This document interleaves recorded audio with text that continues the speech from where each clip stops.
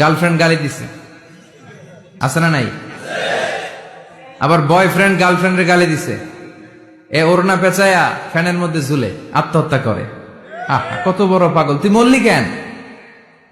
গালি দিছে তো কি হয়েছে? হ্যাঁ, বুঝতে চায় না, হতাশ হয়ে যায়। আর বয়স কম তো, ইচড়ে পাকা, অল্পতে কাবু হয়ে যায়। এই সূরাগুলো পড়ে না, এখানে আশার বাণী আছে। আজকে আমি জানি কথা শোনাবো আপনাদেরকে, শুরুতে আগে সংক্ষেপে বলে দিই। এই সূরার মূল কথা হচ্ছে, মানে সেন্ট্রাল থিম বা সাবজেক্ট ম্যাটার, সূরাতুদ দোহার কেন্দ্রীয় আলোচ্য বিষয় হচ্ছে নিরাশ হবেন না, হতাশ হবেন না, হাল ছাড়বেন না, ভরসা রাখবেন কার উপর? মুমিনরা নিরাশ হয়, হতাশ হয়, হাল ছাড়ে নাকি ভরসা রাখে? কার উপর ভরসা? কার উপর? না নৌকার উপর? ধানের শীষ, নাঙ্গল, হাত পাখা, দাড়িপাল্লা, ভরসা থাকবে একজনের উপর। চিল্লায় বলেন, তিনি কে? Never be sad, never lose hope. Every time you feel like you cannot go on, you feel so lost that you are so alone. Don't despair and never lose hope, 'cause Allah is always by your side. Insha'Allah, Insha'Allah, Insha'Allah, you'll find your way. Insha'Allah, Insha'Allah, Insha'Allah, you'll find your way.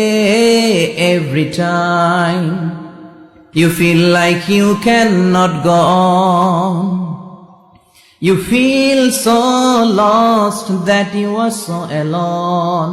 Don't despair and never lose hope, 'cause Allah is always by your side. Insha'Allah, পড়েন, Insha'Allah, Insha'Allah, you'll find a way.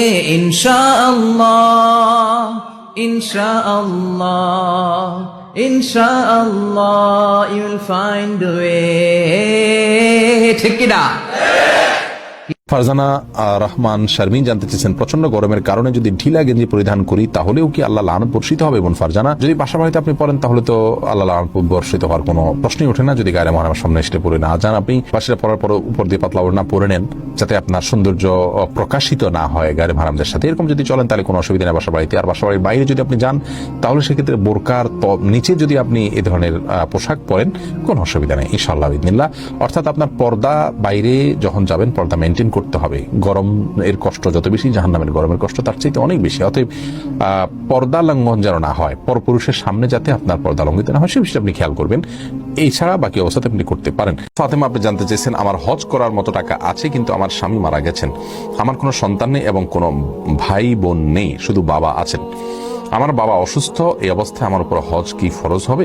আমি কি আমার মার সাথে হজে যেতে পারবো? স্বামী যেহেতু মারা গেছেন, কোনো সন্তান যেহেতু নাই, শুধু বাবা মা আছেন, বাবা অসুস্থ হওয়ার কারণে তাকে আপনি নিতে পারছেন না, মায়ের সাথে হজে যেতে পারবেন কিনা? উত্তর হলো না।